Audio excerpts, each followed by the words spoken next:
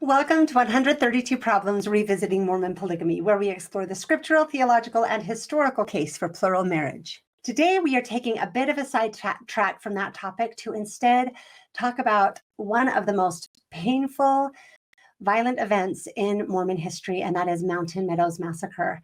I am so excited for the opportunity to bring this conversation to you with Barbara Jones Brown, who I just immensely admire and was so happy to be able to talk to. She is an editor, a historian, an author, and she is going to come and share some of her insights on this topic. We unfortunately only had a little while to talk, so some of you will be thankful, will maybe appreciate a little bit shorter episode this week, but she has promised to come back so we could delve into some more issues that I would love to talk to her about. So I'm so thankful that she came to talk to me. I'm thankful that you are here, and thank you for joining us as we take this deep dive into I can't even call these murky waters, into the bloody waters of the Mountain Meadow Massacre.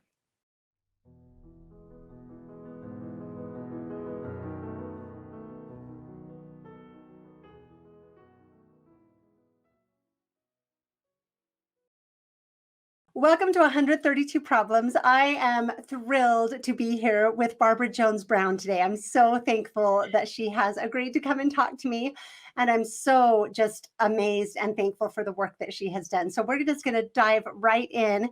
And Barbara, I actually don't know that much about you. So I'll tell a little bit of what I know to the audience and then ask you to go ahead and round out the introduction. Is that all right? I know that Barbara right now is the CEO of Signature Books, which I think is awesome. And before that, you were was it called the managing director of the Mormon History Association? Executive director of the Mormon History Association. Mm-hmm. Okay, and I know you've done other amazing things. You were the editor on Rick Turley's first book, first book on Mountain Meadows, the Massacre at Mountain Meadows, and then you and Rick Turley co-wrote this recent book, Vengeance is Mine, which is a brand new way of looking at Mountain Meadows that I just find compelling. I have to say, this book is a must read. It's chilling. I need to go back and reread the first one because it's been many years. It is a hard topic. So I'm eager to talk to you. And just really quickly, I know you did your undergrad at BYU and your master's at the U in American history.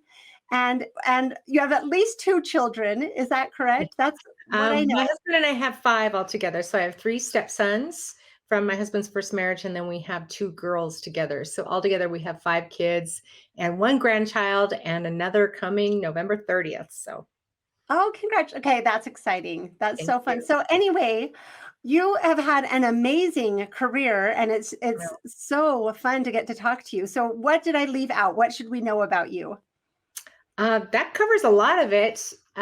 Before I was executive director of the Mormon History Association, I was historical director of Better Days 2020, which is a Utah nonprofit dedicated to increasing awareness of Utah women's role in the suffrage movement and in activism and so forth. So I learned a lot about Utah women's history as well through that. And I love history. I'm passionate about it.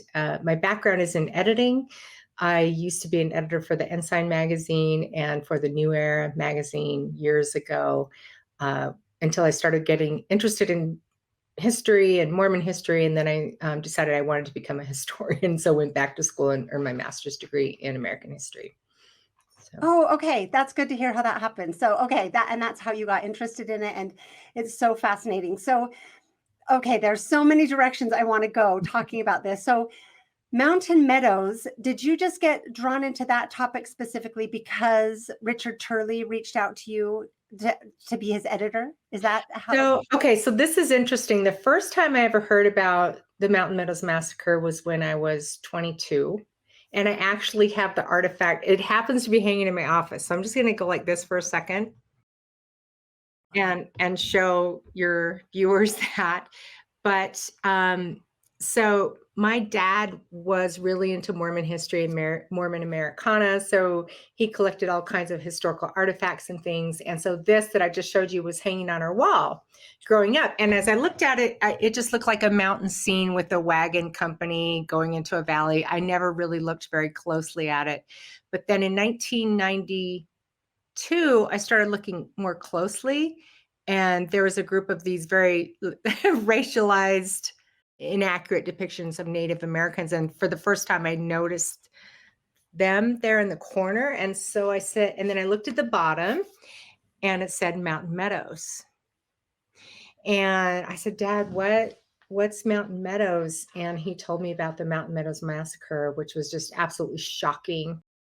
While preparing to release this episode, I realized that in our limited time, we hadn't really described exactly what happened at the Mountain Meadows Massacre. So for anyone not familiar with the Mountain Meadows Massacre, I thought a very brief overview would enable people to better understand the conversation. I wrote this up taken heavily from Richard Turley's and Barbara Jones Brown's books. I hope I didn't I'm not misleading anyone on any of the details. If so, please correct me in the comments. September 11th, 1857, after a 4-day siege, a California-bound wagon train made up mostly of families who had circled the wagons after a supposed Indian attack was out of water and desperate to find a way out of their terrible predicament. The Mormon leaders, worried that witnesses in the wagon train would know that Mormons, not just Indians, were their attackers, made the horrible decision that anybody old enough, quote, to tell tales must be eliminated. They called out the militia and gave the men detailed instructions. All the immigrants except the small children were to be killed. Using a false flag of truce, promising to escort them safely out of the valley, the Mormons lured the immigrants out of their circled wagons, the women and children walking ahead, followed by the men and the older boys in a single file line, each with the militia escort walking beside him. After walking over a mile, the militia commander turned and yelled the order, "Halt!" At that, each militiaman turned and shot the man or boy beside him. Then the Paiutes, who had been told to hide, along with the militiamen, killed all of the women and older children, along with many little ones. After less than 6 horrific minutes, 120 men, women, and children lay lifeless on the bloody meadow. Only 17 traumatized and some badly injured young children, 2 6-year-olds and the rest younger, who had just watched their fathers, mothers, brothers, and sisters, their entire families, brutally and ruthlessly murdered, were left alive. The Mountain Meadows Massacre, the most horrific event in the history of Mormonism, is part of our history that we should know about and grapple with in order to understand our past, our present, and help shape our future. I said, why would these Mormon settlers wipe out a wagon train of immigrants? Why? And he says, well, we don't really know much about it.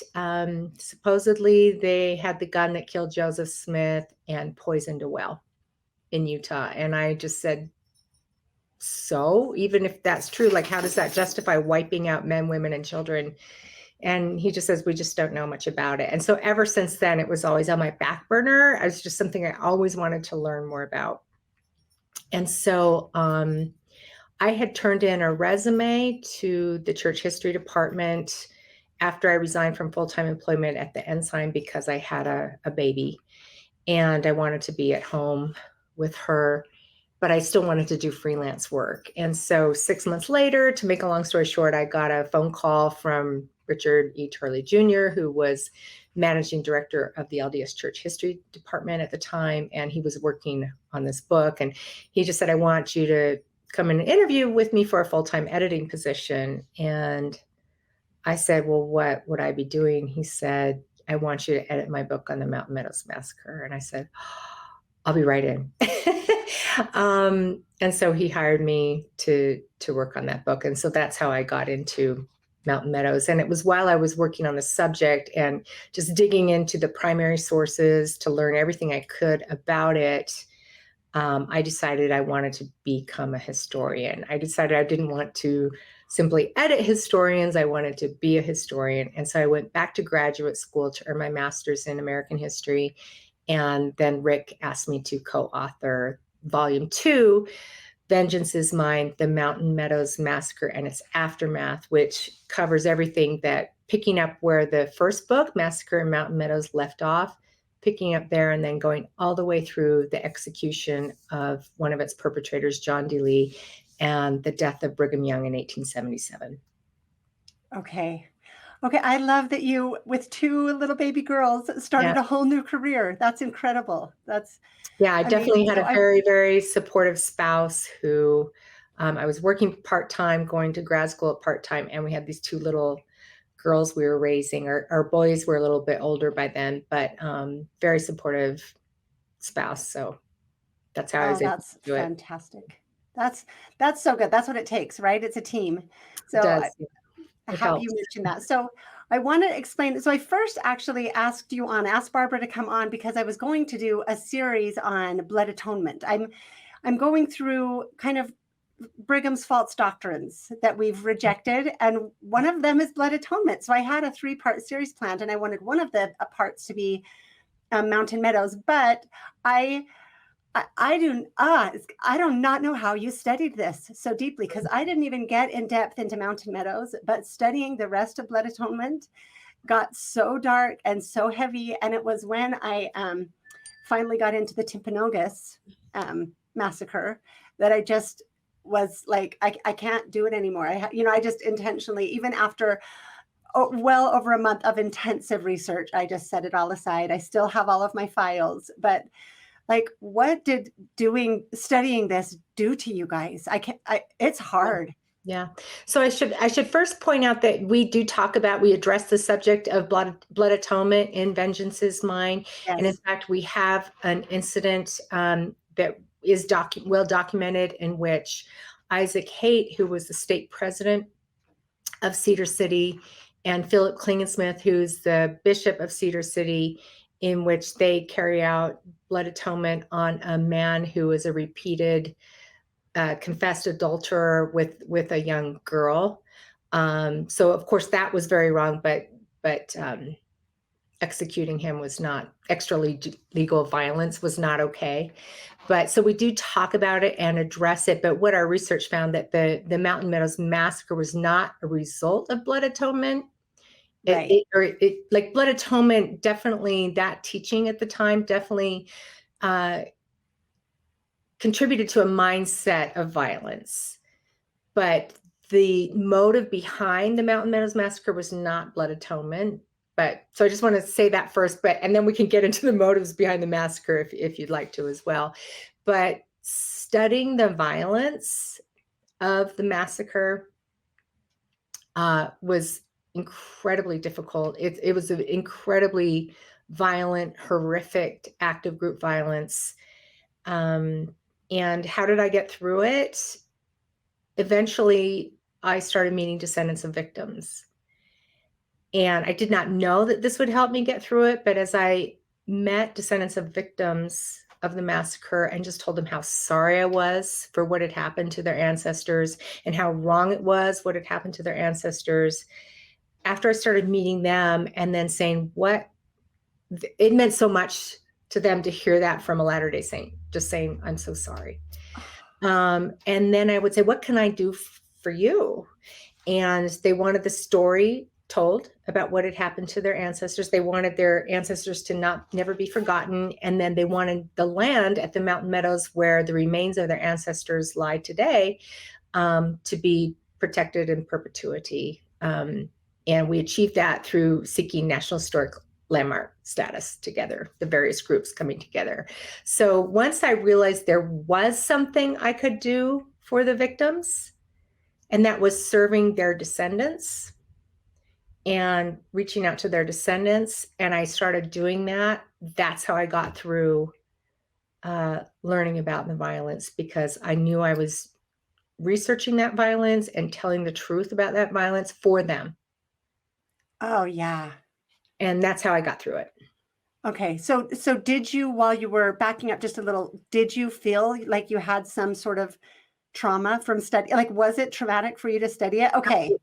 Absolutely. And there were several of us that were really experiencing the trauma. And in fact, I remember at the time, my next door neighbor was a licensed therapist. And I was just telling her about the nightmares I was having. I had two little girls at the time, and Right. I was You're in the position of those moms trying to hold their Exactly. I babies. did not identify with the Mormon militiamen, even though I'm a Latter-day No. Saint. I did not identify with them. I identified with the immigrant women who were suffering and were trying to just protect their children and could do nothing to protect their children. They were murdered as well as their children were being murdered. So as I would share what I was going through, the nightmares I was having, I was seeing like images. I remember once I was holding one of my little girls and holding the hand of my other little girl and running to catch a bus Oh, with my girls and running as fast as I could. And I just started hyperventilating and I had to stop because all of a sudden I was at the Mountain Meadows running with my children, just things like that. And so as I was expressing those experiences to my neighbor, who's a licensed therapist, she said, everything you're describing are symptoms of PTSD. And I said, can someone have PTSD just from studying a violent event? And she said, I don't know, but I do know those are all symptoms of it.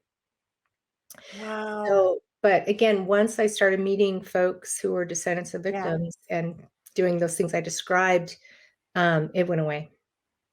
Okay, do you know what I love about that so much? One thing I talk about a lot is like repentance, the power of repentance, right? That the first two principles of the gospel are faith and repentance. And Right. like you didn't do anything wrong, but this kind of generational repentance is part of Yes. what I think we have. And that Mhm. includes telling the truth, confessing, doing what we can, and then doing what we can to rectify. And so even though you didn't do anything, you being a part of the repentance process on Mhm. behalf of our people Yeah. healed you. I think that's Absolutely. Absolutely. And I would call it, like you said, none of us alive today are responsible for the massacre. And so um, I think a slightly better word than repentance is reconciliation, part of the okay. reconciliation process.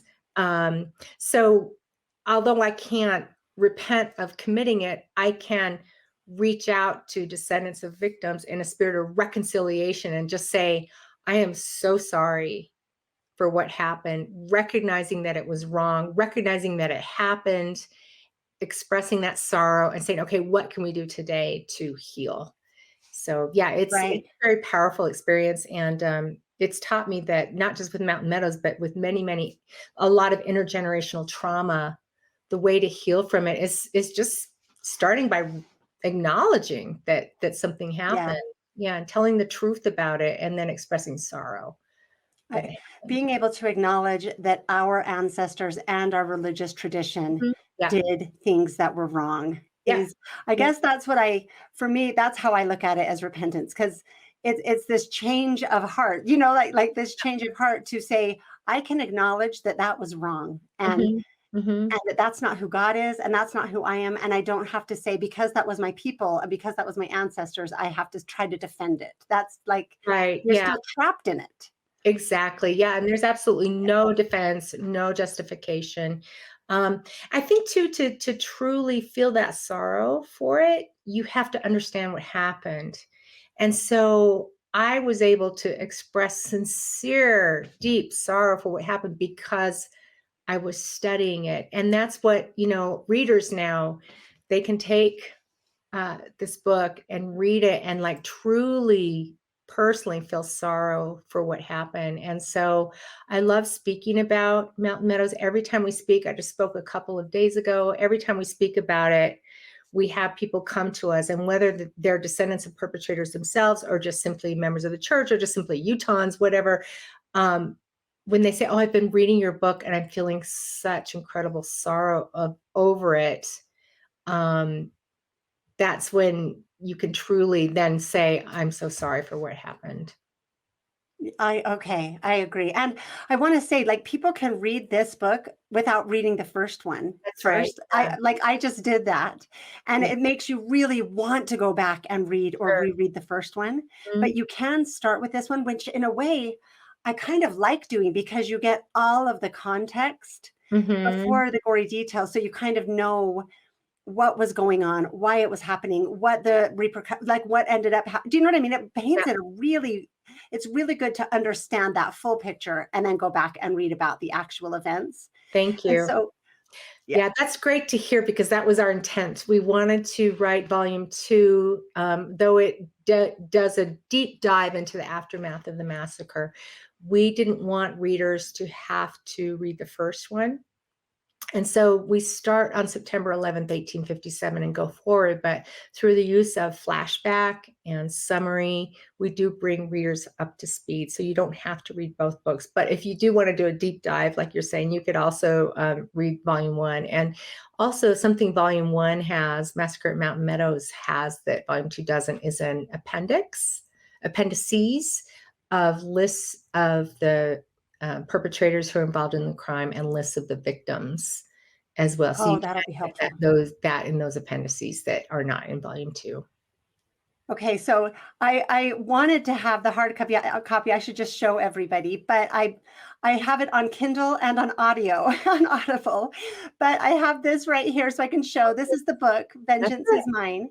Mm-hmm. And so this is what you're looking for. And I wanted to have Barbara on. I know this would be a weird Christmas present maybe, but I'm like, people need to know about this really good book, because when we're grappling with our painful history, this is like when people are so determined to defend the church and all of the things that happened, this is a really good thing to understand this topic. So I think people should definitely consider I will say the audio version is fantastic. I love the reader. Really good. They hired a professional reader, a professional actor, and he does all the voices. You can tell. I was really pleased with how the audiobook turned out. Yeah.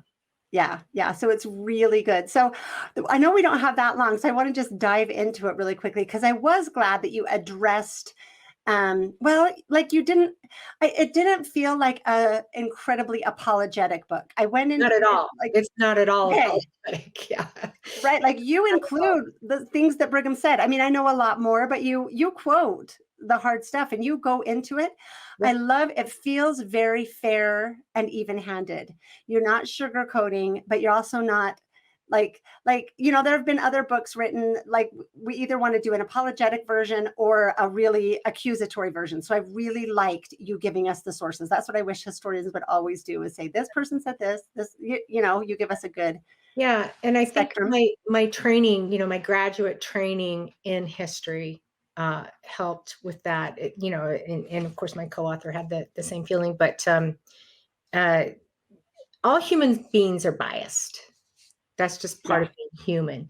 But the way that you address that as a historian is you share as many sources, all the sources you can find, and you share the various viewpoints and lay it all out and explain your interpretations. But with your interpretations, you have you document all the sources that you're basing your interpretations on.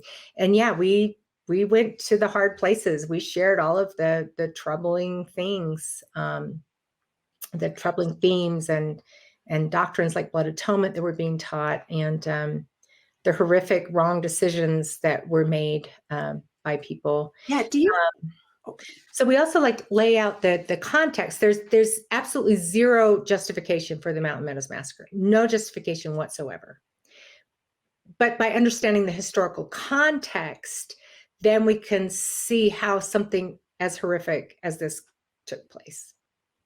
That's what I was going to ask. Do you want to, I know we don't have very long, so do you want to just take a few minutes though to explain how this came about, what that context was? Sure. So in 1857, President James Buchanan, newly elected president of the United States, decides that it's necessary to replace Brigham Young as territorial governor of Utah, and also to send an army contingent of 2,500 soldiers initially to occupy Utah territory.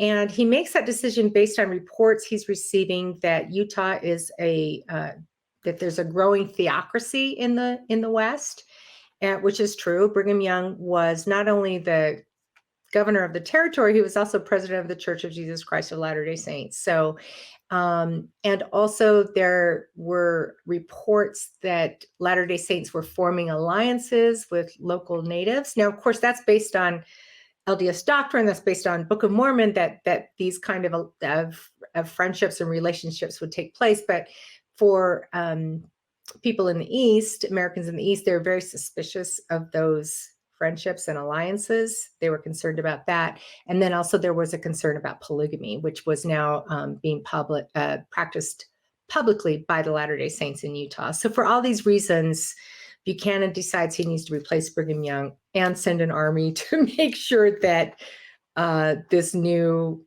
territorial governor is received and is safe, and just kind of trying to control what's going on in the West.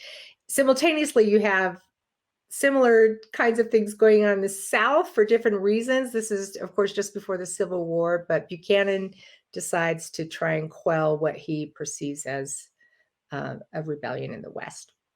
So the Latter-day Saints, when they hear the news that troops are approaching, from their mindset, they have been violently driven from Illinois and Missouri in the prior 2 decades.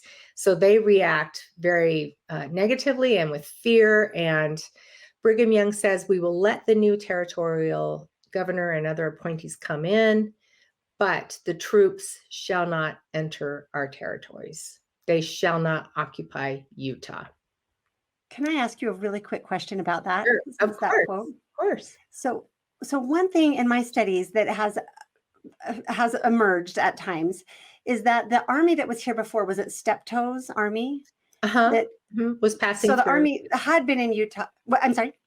They were passing through. They weren't occupying Utah territory. They were passing through on their way. They were just there for a little while. And my understanding is that when they left and went on their way to California, I believe, some of the Utah women, I guess they weren't Utah yet, but girls and women kind of saw them as their escape route and went with them. So some women from Utah did leave with Steptoe's army. Who wanted to. And then also Brigham complained about them sort of fraternizing with the women in Utah, flirting. And I haven't been able to find any accounts of like sexual assault or any, it sounds more like Brigham just didn't want them to fraternize, and that maybe Brigham kind of wanted to control the girls and the women, not allow them to have different alternatives because they were such a high commodity at that time in Utah. Do you think that played in at all to part of his insistence that that Johnston's army did not come to Utah?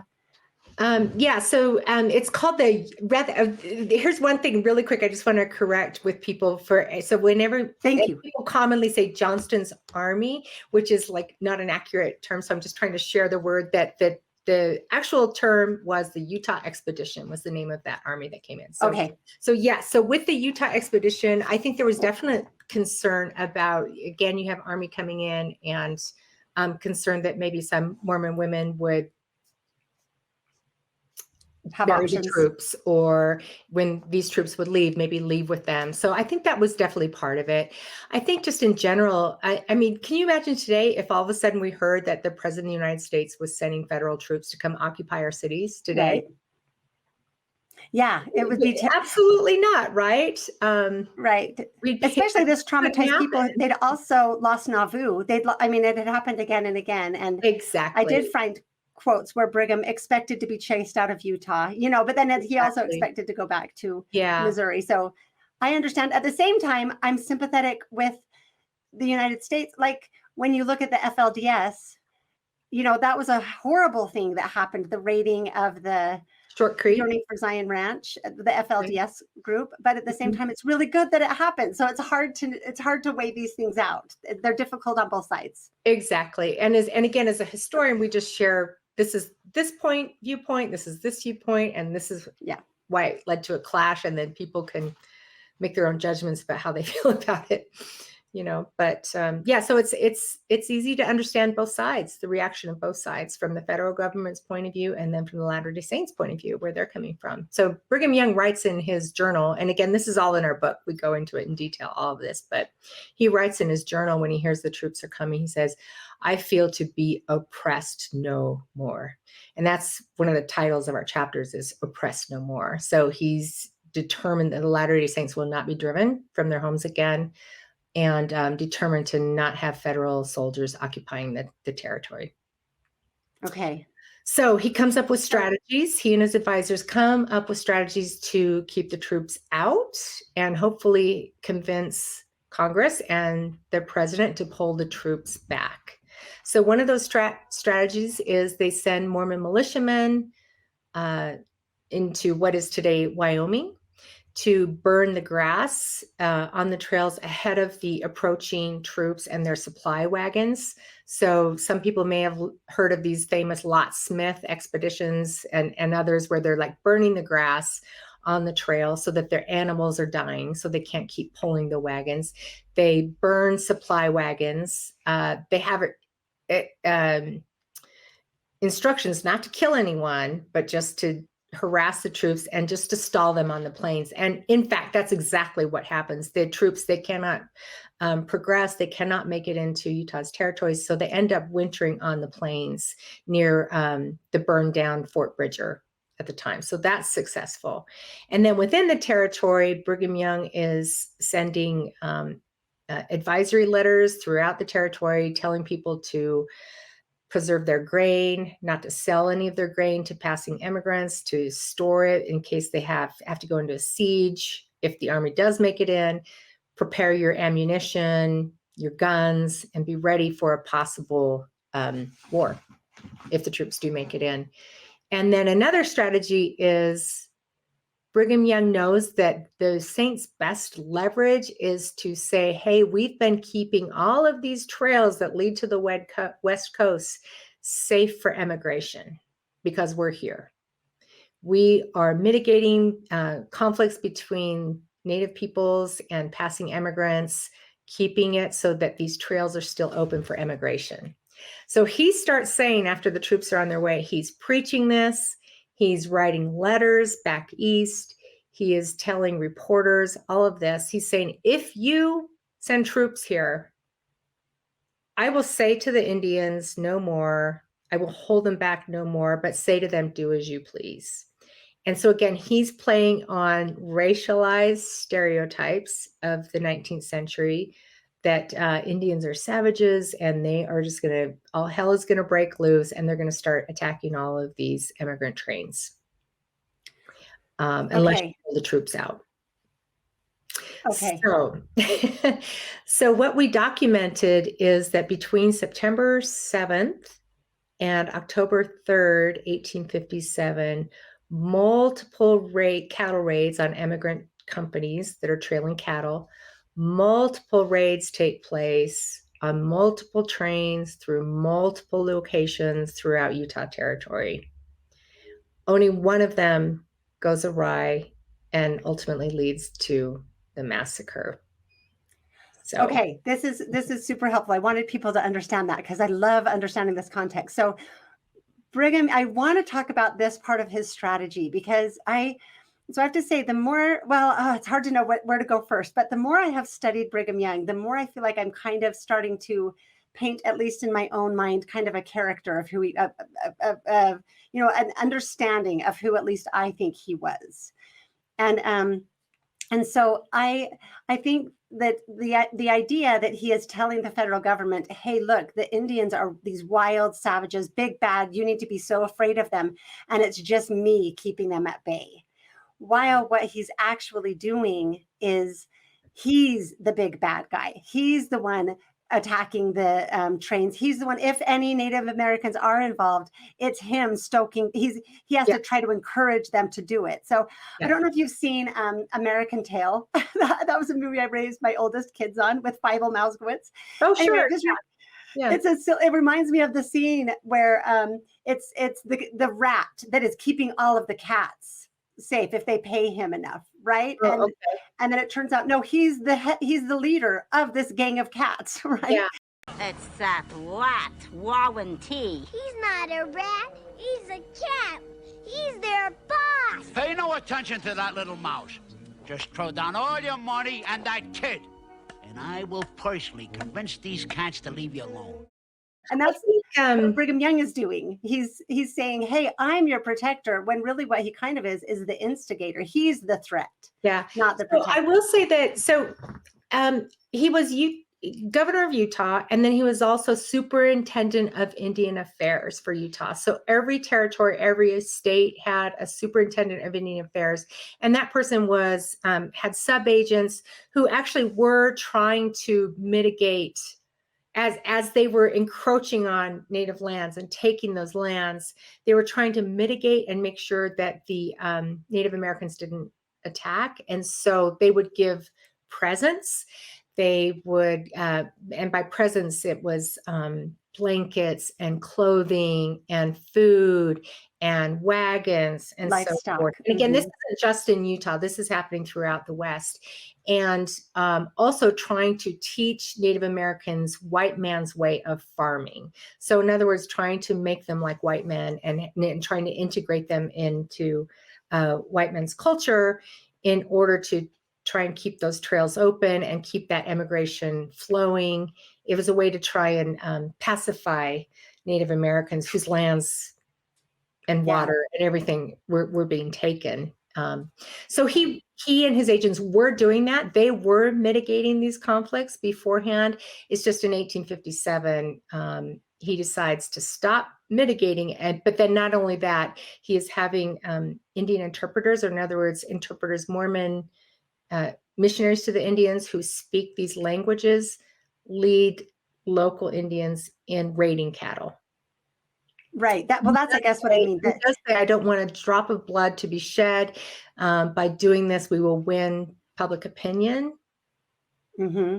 So he does not order a massacre, but when things go awry with one of these cattle raids at the Mountain Meadows, eventually it leads to local people, particularly Isaac Haight, who's the local militia leader and state president of Cedar City, making the horrific decision that they need to wipe out these people. And I can talk about how it got to that as well when you're ready. Well, yeah. Do you want to? I can sum that up faster. You sum that up because it's your work. So I have other things I want to get to too. So I'm trying to decide how much time to spend. So really quickly, so the first attack on an immigrant train takes place at the one encamped at the Mountain Meadows in southwestern Utah takes place on September 7th. And instead of just running off the cattle, which is what happens with all of the other raids, some people are killed. Some of the immigrants are killed in the process, and the immigrants form a wagon corral. They dig in, they circle their wagons, chain the wheels together, and so they're dug in there. And then when two Mormon militiamen are on their way back from Mountain Meadows back to Cedar City, they encounter two immigrant men several miles back who were behind the main company, just rounding up stray cattle to bring them in. And when they come upon these two immigrant men, these two Mormon militiamen from Cedar City make the horrible decision that to contain the situation, they need to kill these two immigrant men. So they fire on them and they kill one of them. We know his name was William Aiden. And the other one, they miss, and he rides back, and they chase him back all the way to the Mountain Meadows. And this other immigrant man gets inside his wagon corral. And then, so now what you have is everyone inside that wagon corral is deemed a witness that white Latter-day Saints are involved in all these raids.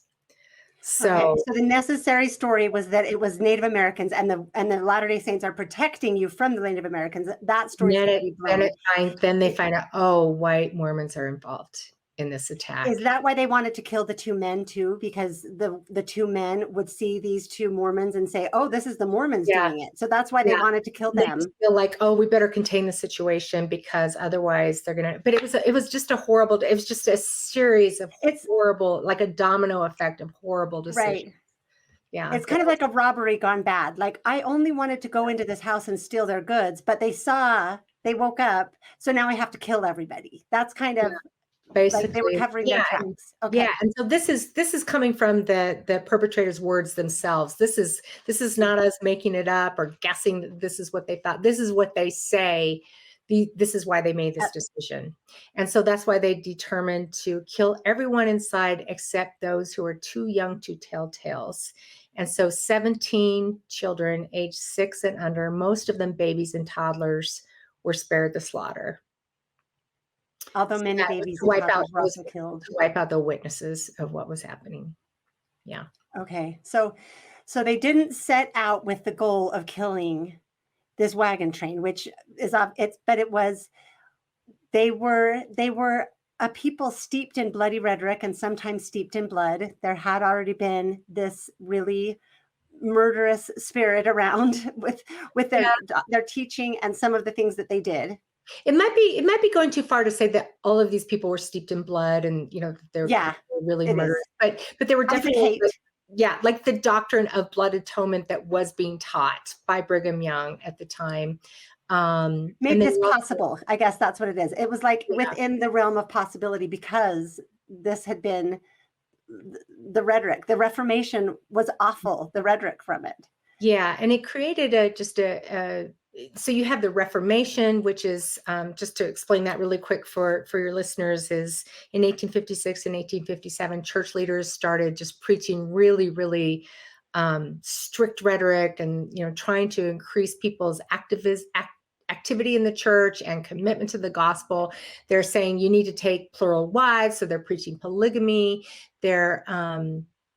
And then blood atonement is part of that. You know, if anyone commits very serious crimes, they can offer themselves up to be atoned, so that they can still go to the celestial kingdom, even if they committed heinous sins like murder or repeated adultery is what they deemed heinous sins.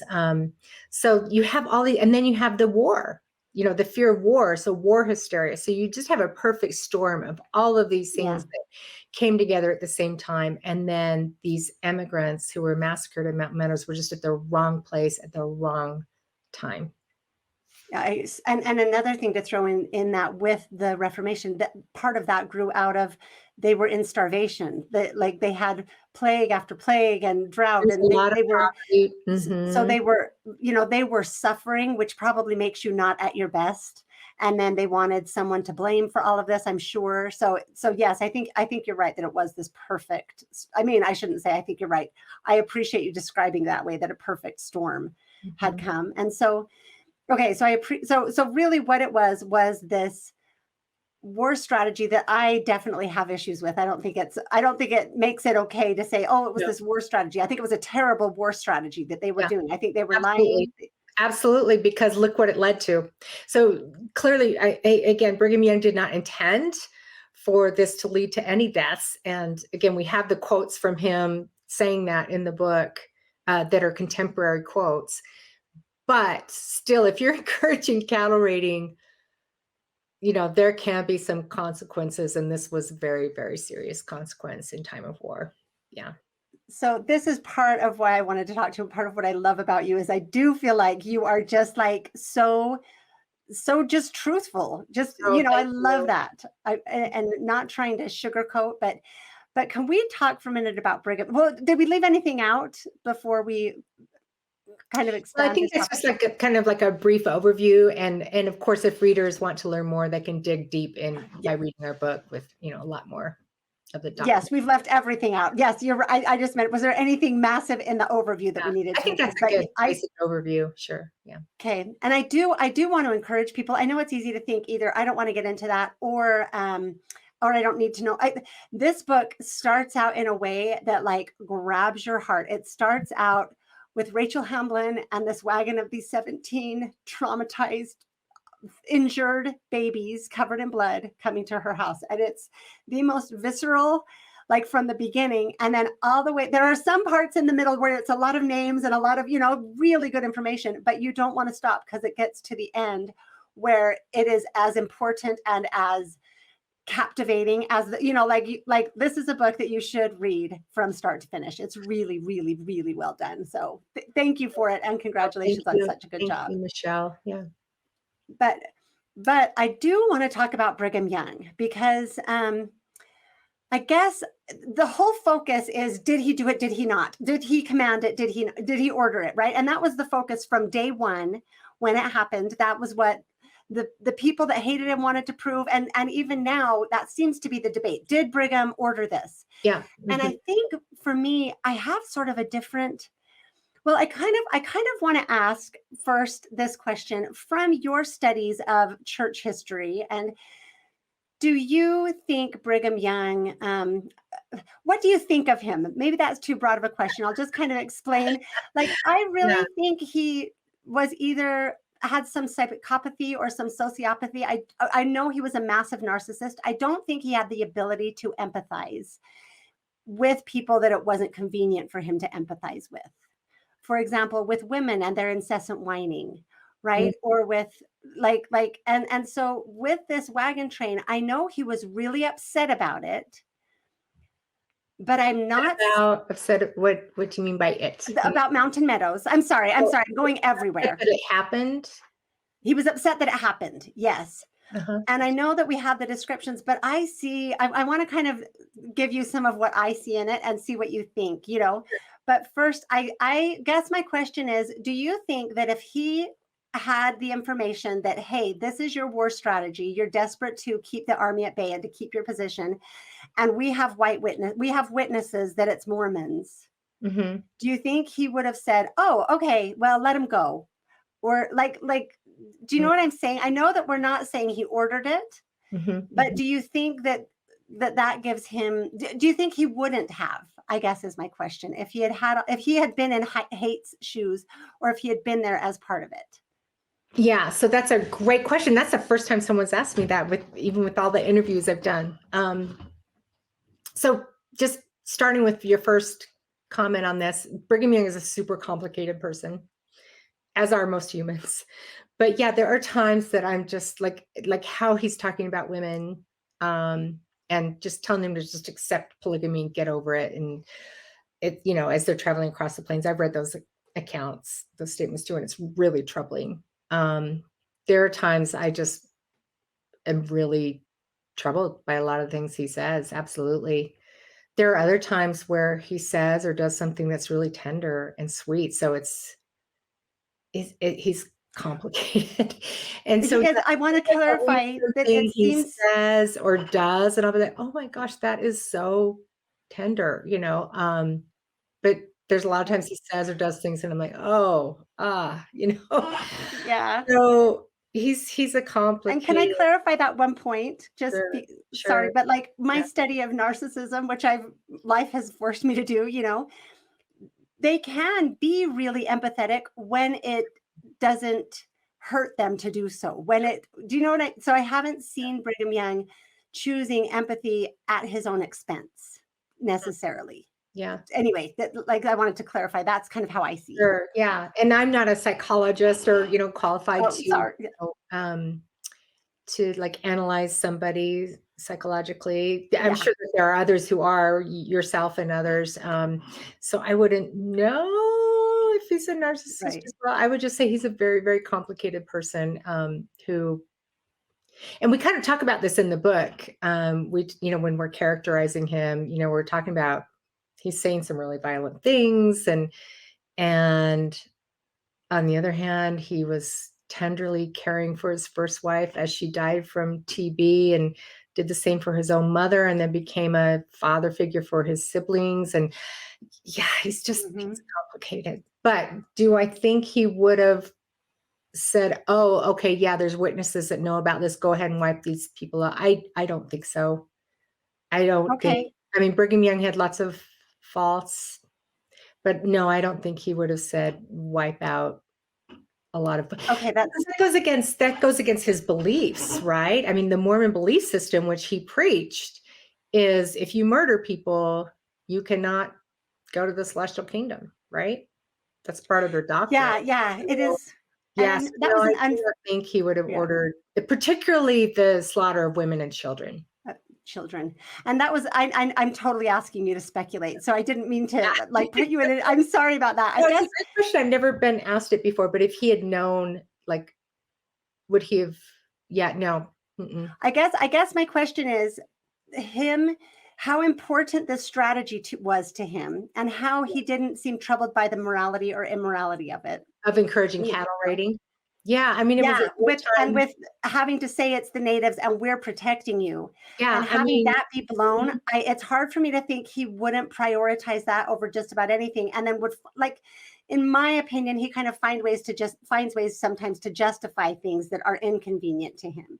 And so I don't think that he would have ordered the murdering of women and children. I don't even think that's what hate want. Like, they all, I think, were horrified after the fact at what they had done.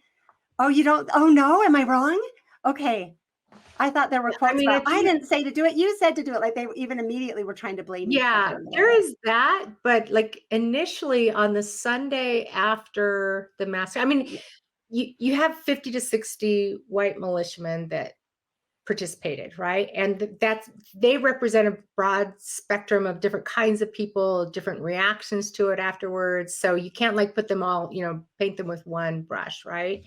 But you do have some that come back, and on September 13th, the Sunday after the massacre, they're bragging about it. So John D. Lee comes back, and and again, this is all in the book if people want to look into it, but John D. Lee comes back and he's like saying, hurrah for Israel, and we've overcome our enemies. And I mean, it's bizarre. He's bragging about it until word of Brigham Young's letter comes down. Haight had sent a letter up on September 7th to Brigham Young saying, what should we do? And Brigham Young says in this letter, and that perhaps gives us our best indication of what Brigham Young might have thought, but he says, if, the Indians will do as they please, he uses that statement again, but he says, but you must not meddle with them. And he says, if those who are there will go, let them go in peace. Now, did he have the full story that people within the wagon corral had found out that they knew that Mormons were involved? We don't know if he had that full story or not. But anyways, we do have this letter that was written on September 10th, 1857, and arrives on September 13th in Cedar City. Okay, I actually want to add this to the stage. And I mean, I want to show. There you go. There it is. Yeah. I found the letter, and I'll put a link below because it's in the Church History Library. I think this is the right one, right? Yes, it is. And we have a transcript of this in both books. And in the first book, Mountain Meadows, we have a picture of this that you can see it in that book. But in the second book, we also have a full transcript of the letter. Mm-hmm. So like the context you said, Isaac Haight sent a letter to Brigham Young that he wrote that got there on the 7th, or he wrote on the 7th, and he sent it on September 7th after he learns that there's been this initial attack. And we don't know exactly what that says because unfortunately that does not survive. So it was either lost or destroyed. It does not exist. I wish it did. So all we have is descriptions of witnesses who saw the letter being, as the carrier, his name was James Haslam, is riding north to Salt Lake City and he's stopping in the different towns. People are hearing about what the letter from Isaac Haight says.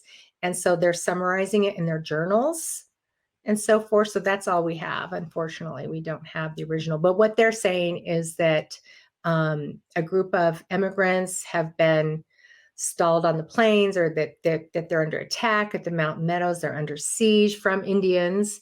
And Isaac Haight is asking what to do. So if there was more detail than that, we just don't know, unfortunately. So we don't know if that's look at this letter too. That's the other thing you can do, is look at this letter and see, based on the response that comes back to Haight, kind of surmise what Haight was asking about.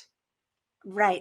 Okay. So the critical question of, we have witnesses, which was the motivation for this. Like, this was the critical issue. There are witnesses. Mm-hmm. We don't know if Brigham was given that piece of information or not. Right. And so no, without the existence of that letter, we don't know. Yeah. Okay. And so, and it's possible that they didn't tell Brigham that because they also didn't want to get in trouble with Brigham, because they massively messed up and maybe didn't want Brigham to know it. Exactly. The fact that they are unwilling to tell Brigham Young what happened after, they wait a long time. They're arguing over who's going to tell Brigham. They're arguing over what they're going to say to Brigham. And Isaac Haight is telling William Dame, the other stake president who lives in Parowan, who gave the authorization for this to happen with the militiamen. They're arguing over it. And Haight is saying, you cannot tell Brigham Young that militiamen were involved, that you have to tell Brigham Young this was an all-Indian massacre. I mean, that right there shows that they knew that this is not what Brigham Young intended. So Right. Right. And I guess the thing that becomes the question to me is like, is it not what Brigham Young intended because of the loss of life is unthinkable, or because of the bad, the bad publicity that it would bring to the Mormons? I think both. I think both. Okay. Yeah. Okay. Mhm. Because I'm going through it, because as I don't know what you think of. Is it Bill Hickman, Brigham's Avenging? Wild Bill Hickman. Yeah. Bill Hickman. uh, Mhm. like reading his book is part of what I did as I was studying. And Yeah. while, you have to take everything with a grain of salt, when you look up these things, and we know that there was this obvious pattern of blaming things on the Indians, Oh, right? sure. Like Yeah, Mountain Meadows. absolutely. And Absolutely. so when we see who, like Almon Babbitt and John W. Long, and you listed some others in the book, the father and son, I can't think of their names, that were like murders were happening. And then this, Mhm. the Timpanogos tribe that were wiped out. Like, it seems that there was some, well, because Brigham Young, even after Almon Babbitt was killed by Indians, right? Right. Which doesn't make any sense to me that Oh, that no, would it have does. happened. No, He's no, it what? makes sense. Yeah. Yeah, he was his wagon company was wiped out on the plains by a group of Indians. So I mean that those kinds of things happened. Yeah. Right. But we have Brigham bragging about it and kind of using it as threats for other people that were inconvenient to him. So it's, Huh. I've never heard that. So you're more an oh, expert on that than I am. no, I'm not. And maybe I'll find something I don't want anyway. So it just raises red flags to me, like that these things could have been happening. Mhm. And I Mhm. guess that's why I come to, it's like, did Brigham or didn't? Well, it's like more important to understand who he was. And I think that this strategy was so important to him, that it's, and I think so. So I want to talk about this letter because you point out a couple of things in the book that I'm looking for. But I see a pattern in Brigham Young. I'm studying polygamy in depth, right? And there's Mhm. often a tendency to, well, and also studying the history, because what I see in the historical process that Brigham Young went through, they really, really altered the history to tell the story that they wanted to tell. That he calls it the new order of things. And so I see, for me, a pattern of sort of using letters or even journal entries to tell the story he wants to tell, to put it in the record, to try to shape history, if that makes sense. And so a couple of examples from the book. Oh, go ahead. Did you have? Yeah, I'm very suspicious of like Okay. theories that people wrote things in their journals that they didn't. They just wrote this to cover themselves, but that's not what really happened. Or people put this in a letter so that later they could say, oh, like yeah, as a historian, I don't think that's how people behave, like pretend to write things in journals that years later might throw people off. Does that make sense? Well, So yes. I think I hear what you're saying. I'm looking at it specifically with Brigham Young, with how he was using the journals and how he was. So let me give you one example, and we can move on if this is, no, that's great. Let's so go. Let's talk about it. okay. Yeah. This is from chapter 10 of your book, and it's so Brigham's friend Bell. What's his first name? John Bell or William Bell. William Bell. William Bell. Yeah. So he's getting ready to leave, and Brigham, he wants safe passage. So it says Young soon wrote Southern Utah leaders Isaac Haight and John D. Lee about the Bell Company. Just over a month had passed since Young heard Lee's account of the massacre, and Young's letter made clear that he did not want the Bell train raided. Yep. So William Bell, the letter began, a person with whom you are both well acquainted would soon be passing through southern Utah to California. As the Indians beyond you are reported to be somewhat troublesome and hostile to travelers, Young wrote in a veiled reference, I wish you to procure for Mr. Bell and all the company the services of an interpreter and a good Indian. He suggested Jacob Hamblin. And anyway, so he's saying, hey, in this letter, Right. the natives are restless. So Young knows he's been encouraging cattle raiding. Absolutely. Right. When he's writing this letter. And so he's just very careful about writing. As we've heard that the Indians have been, that there's been troubles with Indians further south, please make sure that they pass through safely. And then he says, I want this company to pass through with all their effects, right? So it's clear Yeah. he's We kind don't of want the Indians to attack them. no rating of this company. Yeah. Absolutely. Right. Yeah. Mm-hmm. So that's one example of a letter where it's, like Okay. and there's saying, yeah. and then in his journal, so you talk about this as well. This is Brigham Young's journal. This is from chapter 3 on September 1st. His diary is another example of, I think, how he could sometimes be, create these false narratives. And so I think it says the Southern Utah Indians spent about an hour with Young and hunting. So Hamblin had brought a train from Southern Utah, and then when they got there, they were met with Young and Huntington in Young's office for about an hour. Mm-hmm. In that meeting, Huntington said, I gave them all the cattle that had gone to California, the South Route. So he's telling them, all of those trains, you guys attack those and get all the cattle. Yep. The Indians opened their eyes wide in surprise, responding, "You have told us not to steal." "So I have," Huntington answered, "but now they have come to fight us and you, for when they kill us, they will kill you." The native leaders replied they were afraid to fight the Americans and so would raise grain and let the Mormons fight it out with the army. This was a typical and wise response from Utah indigenous leaders. See, these are the things that make me love this book, the honesty and respect. I love that sentence so much, and it's so true. Yeah. In mid-August, Goshoots had told Huntington they was afraid of the troops and would go home and wait and see how the battle turned out. The Mormon rebuttal was always the same. If the troops killed us, they would kill them. And it's just, they were so using the Native Americans. Yeah, so they were trying to get them to do it and then blaming them. And, it was just awful.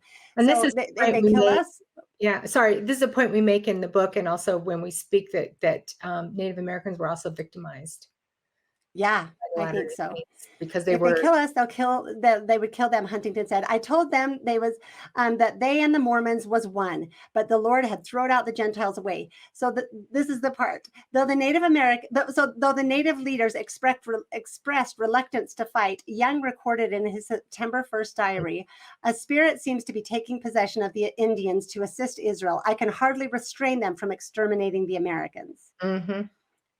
That's that same day. So that's what I'm talking about. Yeah, I see what you're saying. Yeah. So, and one thing, so with the first quotations you're sharing, those are from Dimmock Huntington's journal. Okay. So that's how Dimmock Huntington sees it. And then we say, okay, this is what Young wrote that day. This is how he sees it.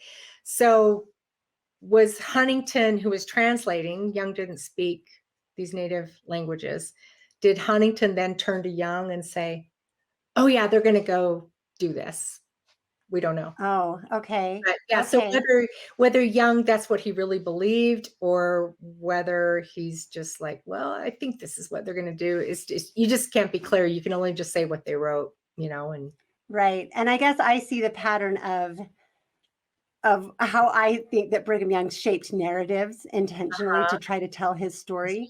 Yeah, fascinating. And so back to this, and again, but back to this letter, I think what's interesting, and we don't, I know he is not saying, yes, kill all of them, but I think this is what I think. I think they know how important this strategy is to him and know that they're going to be in serious trouble. So I think they're trying to cover their tracks from both Brigham Young and from, you know what I mean? I think don't want to be caught by either. But I do wonder what, so I did my own, I tried to do a kind of version of a transcript. Great. And I think we can read through it, but I know we're just about out of time. But it is so interesting. If you want me to, we can talk. Yes. Yeah, absolutely. I would love to have you come back again. Yes. Sure, so the fact that it says in this, the Indians will do as they please. Mm-hmm.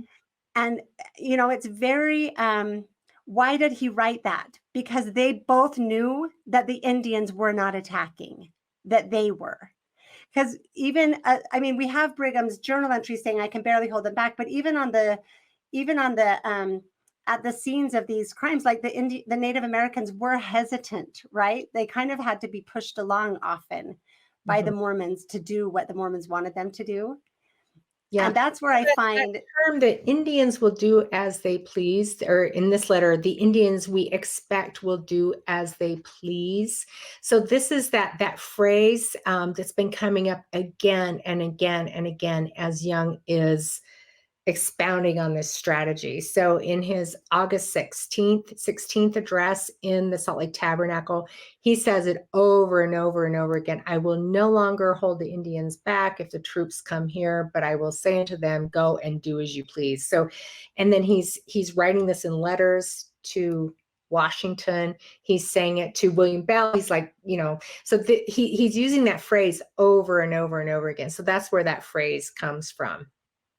So and again, according to the witnesses who saw this letter from Haight going to Young, they're saying that it said that the Indians had a group of immigrants pinned down at the Mountain Meadows and asking what we should do with them. So Young probably does understand that these immigrants are under Indian attack. He also, but like you said, though, he also knows he's been encouraging cattle raiding by Indians.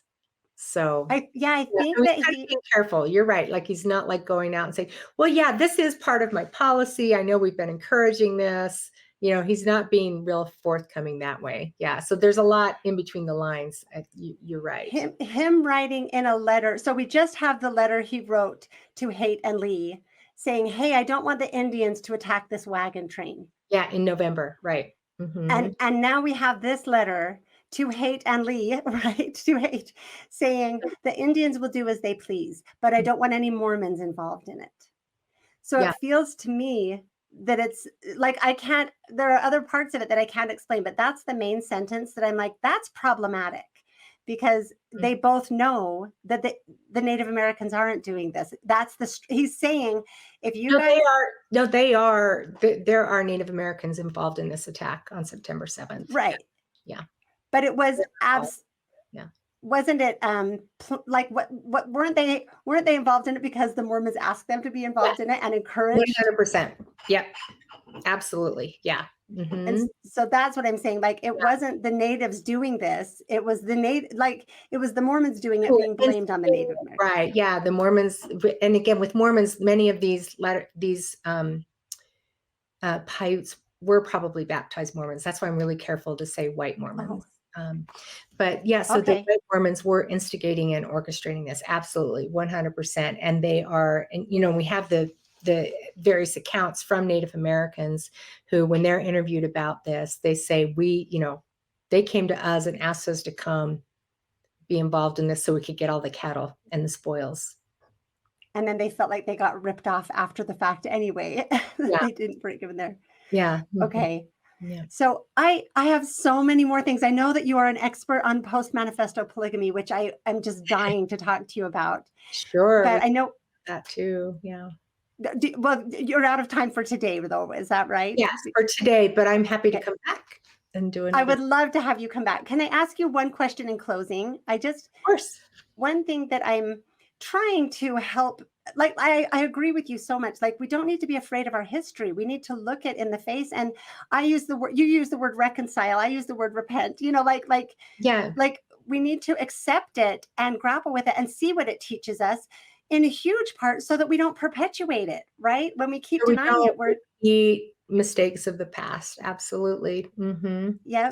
And so you're an expert in doing this, and I would love to just have you explain to the listeners how you sort of reconcile with your faith. How do you know these things about history and still, like, how do you navigate that with your membership in the church? Is that an okay question to ask? I've had to think a lot about this, of course, because it is very, very troubling to learn that this happened and that this was committed by members of my church. And also, we didn't get into this, but years after I started writing Vengeance is Mine, I discovered I was a descendant of a perpetrator.